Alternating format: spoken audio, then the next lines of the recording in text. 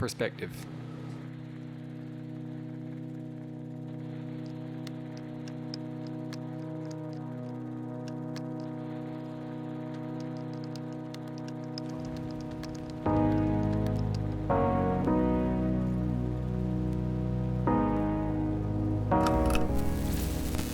For the past 9 months, Jess and I have been on the road traveling in our RV, and honestly, we couldn't have asked for a smoother freshman year on the road. But it has changed the way we thought about a few things.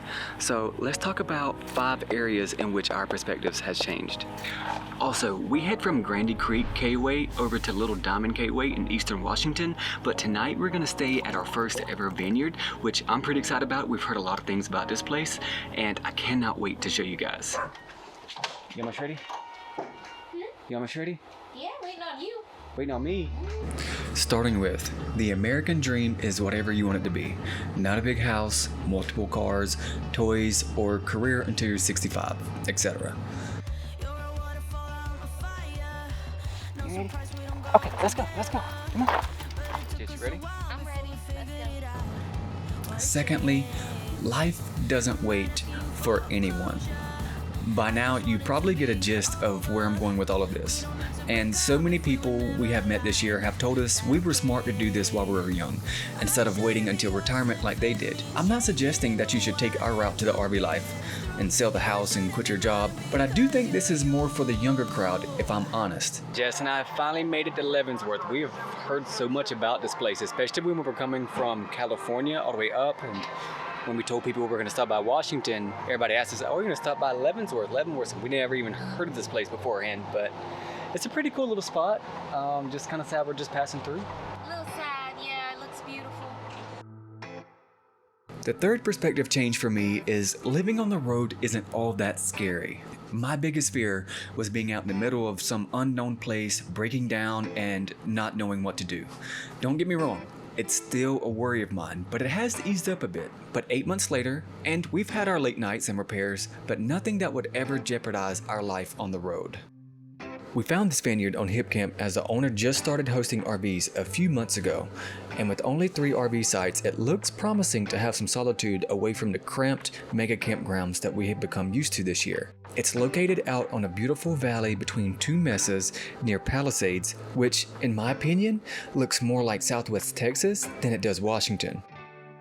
And with a 4-hour drive from Grandy Creek, we have finally arrived for the night. Pull the gate out just a little bit. There you go.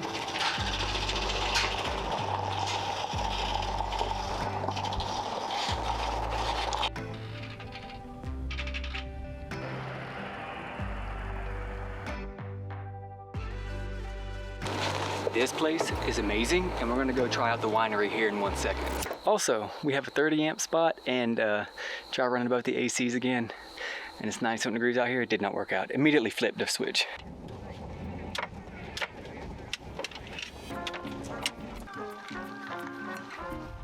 So one of the big draws for us to come here was the wine tasting that it has, and we're about to figure out how good this place is, how good the wine is.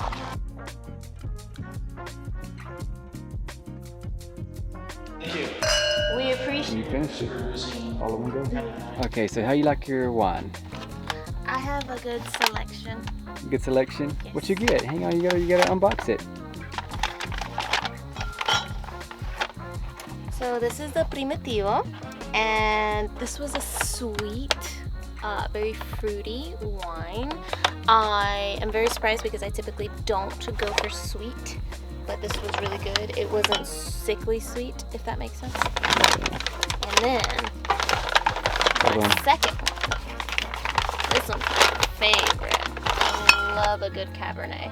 So this one's a 2019 Cabernet. I can't say that second word, so forgive me. I'm not even going to try so that y'all don't make fun of me.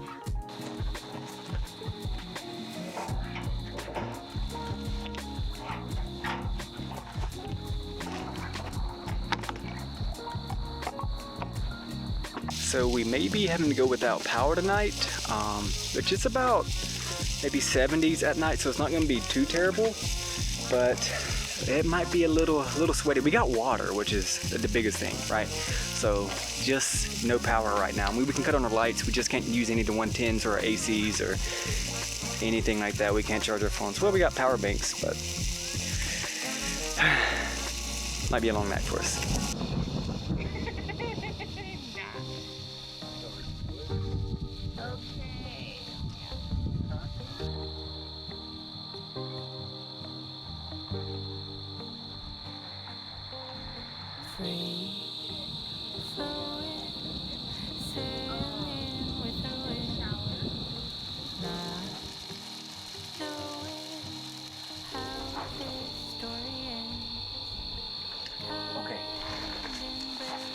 So what I'm doing now is I'm gonna fill up the freshwater tank since the water cut off, or the pump for the water's cut off, and so it's running a little slow right now.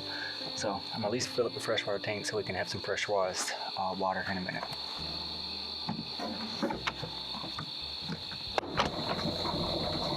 It's just starting to rain a little bit now, and I'm not sure how long we're gonna keep the windows open, but it might just be a night that we have to just kind of ride it out. It's just a night, so. Fourthly, stop rushing through life.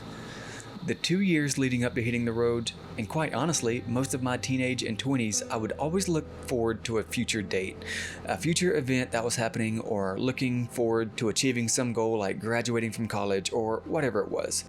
I think to myself that this year has flown by. Looking back, yesterday was picking up the camper, and the past 24 hours was driving to Texas through Arizona while spending 4 months in the desert. And I've barely had time to process it all. Probably won't be until we're on the plane to Japan, where I physically have nothing to do but think and reflect and process all what we experienced in 2024. Traveling full-time is fun, but it's not necessarily a vacation. Something I've beaten to death, and the biggest realization and paradigm shift I've personally had this year, is realizing that even though we travel full-time, it doesn't necessarily make it one big, grand, constant vacation. We still exercise, we still have a diet to attend to, and we still have work, and we still have to get groceries, cook, pay the bills, all the normal things. I won't lie, maybe it was my naivety throughout planning for all of this, but I thought that this would be an escape from reality. But it's not. It's just the same reality with a new view every couple of weeks. In saying this, it's all sort of a self-therapy session because it actually feels a little bit relieving. Though the routine of static, stationary life isn't for me or for Jess right now, we still see the value in having a routine. Having something to keep us grounded and connected on a day-to-day basis.